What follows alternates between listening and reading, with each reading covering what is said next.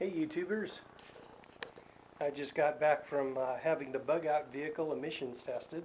That's one of the negatives of living in the city, I gotta say.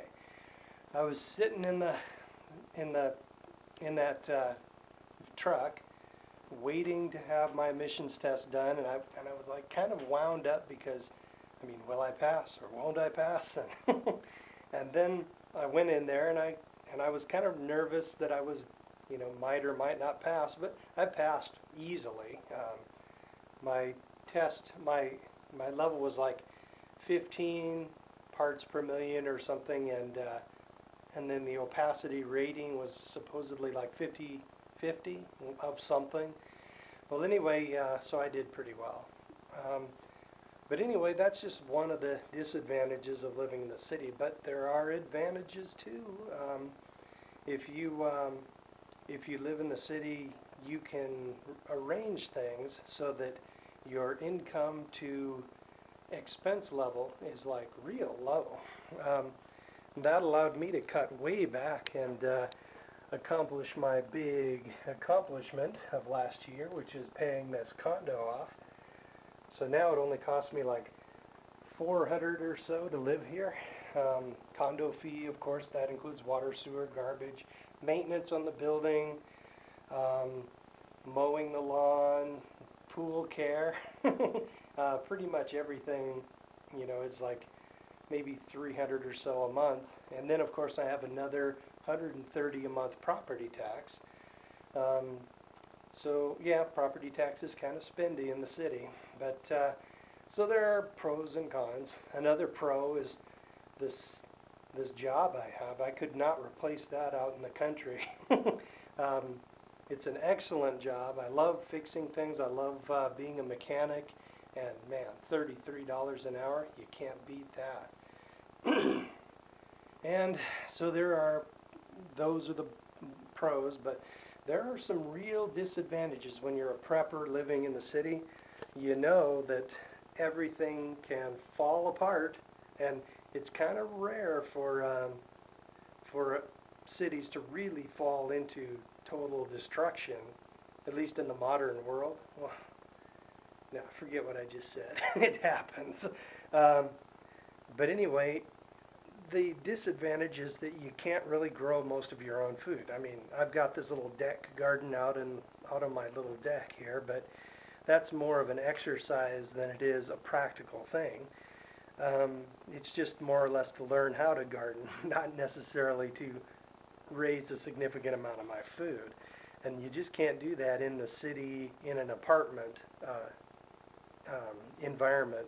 If I owned a house with a yard, I could, if the homeowners association would allow it, and I had one, I could like grow a lot of food on a suburban lot. I've been learning a lot about that, but man, it's harder.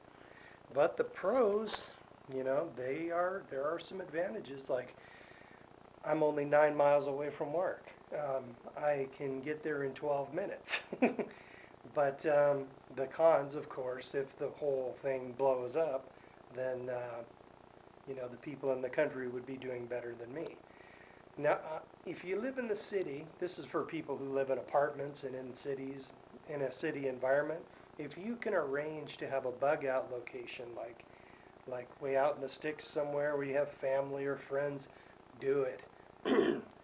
I'm kind of lucky. I have a family. I have a family member who owns a house way out in the sticks, and they cleared a walk-in closet out for me, and I was able to load about 8 months of staples in.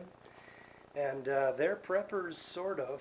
They aren't preppers really, but they live a lot of that lifestyle. They've got a lot of food, and They've got some ammo and a few little guns, and they've got a start out there. They also have a big, huge field next to them, which I could turn into food production real quick, like lasagna method of gardening with potatoes. If I could get some seed potatoes, that sort of thing. I could kick something out of there in a season. But back to what I'm doing. I have. If you live in the country, you have. I mean, in the city, you have to rely more on preps than people in the country because you just can't raise as much for yourself. For example, just recently, last week, I purchased a 50-pound box of powdered eggs for like $200. But I'm a member of the Members Support Brigade on the Survival Podcast, so that gave me 20 bucks off. So that kind of helped out, 180 or so. If I had paid full price, I would be paying $1.20 per dozen eggs, and there's 2,000 eggs in there. Um, but since I probably only paid like $1 or so with the discount. But anyway, in here they say the shelf life is about a year. So I loaded them into food saver bags, as you can see, and I threw a hand warmer in here, which is just like an oxygen absorber on steroids. And its main ingredient is powdered iron, and they got some vermiculite in there, but it's not really a toxic thing. Anyway, I throw it in there, and then if and then it will absorb the very last of the oxygen in there. It's probably good for 10 years. And I'll be stacking them up like so. And if I had my own chickens, I might not necessarily do something like this, but having these preps will, come in handy someday, one way or another. And if anything, I can just make pancakes out of them. So, okay, so back what I was, oh yeah, usually I like to buy these Honeyville powdered eggs in the number 10 cans, but they don't sell them. They're not selling them right now. I mean, I've been waiting for several months to buy some, but they just don't become available. It keeps saying unavailable. So I had to be a little more flexible, and I bought a 50-pound bag. So, with the way Russia and China are now trading in each other's currencies, that's going to go viral pretty soon, and that will cause the dollar to decrease dramatically in value, and as a result, everything foreign, including gasoline, will be more expensive.